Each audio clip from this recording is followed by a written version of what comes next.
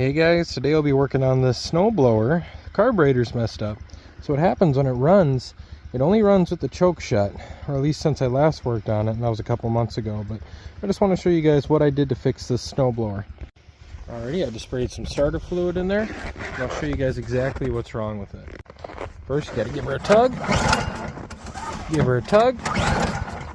Give her a tug.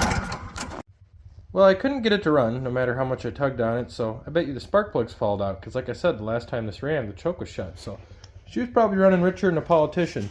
So now we're just going to put that on there, we're going to back her on out, and take a look at the spark plug. And if you're like me, you have a million spark plugs sitting around for things like this. Yeah, I'm no genius, but I definitely think that's why it wasn't running right.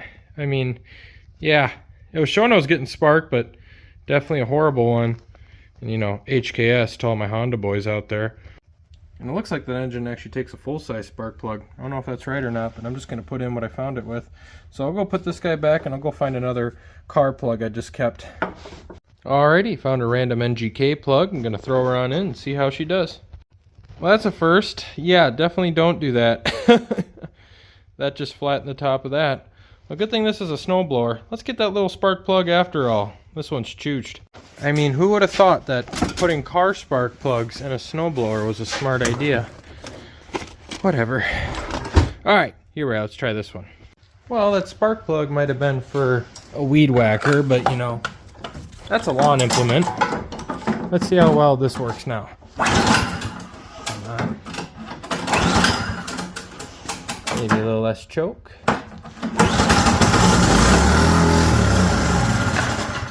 There we go. Well, as y'all can tell, it doesn't want to keep running, so I'm actually going to pop the carburetor off and let it soak in some gas. Now this is pretty universal for a lot of snow blowers. How they actually mount to the engine. You just get all the plastic off, then you're going to have to disconnect the choke linkage and some other linkages. Just try not to force anything. It's pretty straightforward. Alrighty, now I got the carburetor in the vise. We're just going to take the bottom of the bowl off here and see how much schmoo is in that bottom end. Probably a lot. Now the issue here is probably our main jet. Yeah, that's not good. Or our actual needle and seat is seized up, and we'll see here in just a moment. Alrighty y'all, here's the carb here, and there's our problem. That jet is just absolutely clogged up and barely letting any fuel through. That's why when this did run, it would only run with the choke, because that would just force enough fuel through that hole to get it going. But now I think she's actually pretty well clogged up, so I'm just going to clean that hole out here with just a little pick, and then after that we'll just see how she does.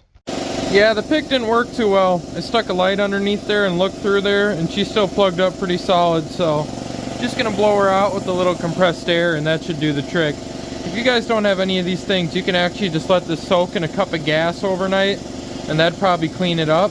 But just be careful when you're dealing with a cup of gas, because that's kind of flammable. Hear that?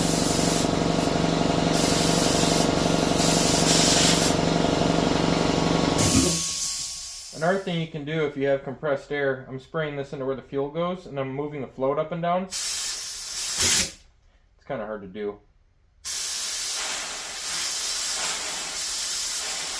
Hear that change in pressure? That's the seat, the needle and seat setting. So even though I already knew by just blowing on it, I can tell that it's good. So yep, so we got that jet blown out. I'll shine a light through it. I think it's good now, but then we'll install it back on the snowblower and it should probably be fine. Oh, and if you got a compressor, always crack the bottom open. You don't want moisture getting in there and blowing it up on you one day. There she goes. Oh, and one more trick. I've actually been able to clean these out too with like diaper pins or bobby pins. Just stab it right on through. So just some food for thought. Well, here's another trick yet for the books. I took the jet out and actually cleaned it out. And I used my blowtorch to heat it up, and then I hit it with compressed air, and that blew a hole in it right away.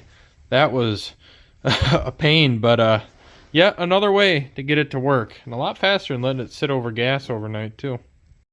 Alrighty y'all, I got the carburetor installed on the snowblower.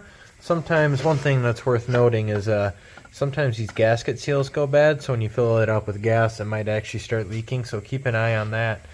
But let's give her a pull and see if she'll start. Oh, maybe a little less choke.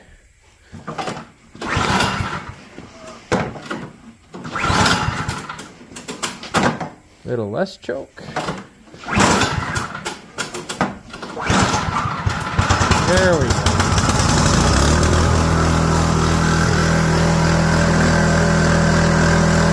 There we have it, Sharon.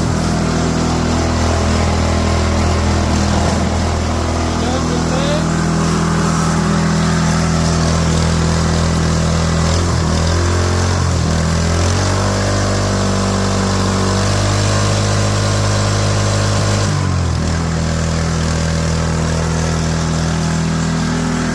I'll button her back together and then we'll take her for a rip.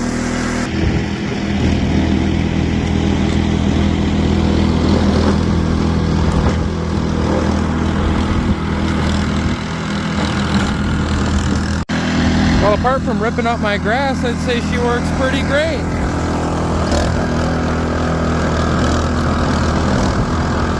Yeah.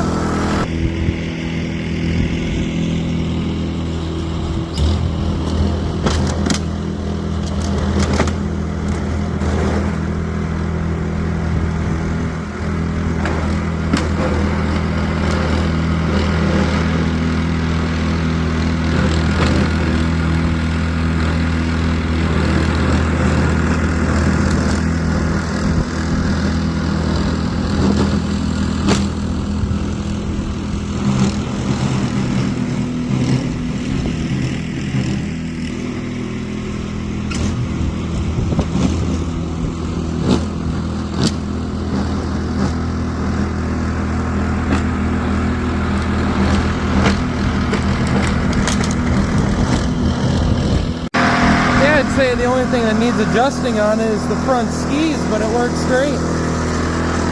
Also has an electric start. That don't work though, but just flip the choke and it'll kill it. Not the best way of going about it, but it works. Alright, I'd say that's a wrap. Give a like if this helped you guys fix your snowblower, or if you learned anything at all, and y'all have a good one.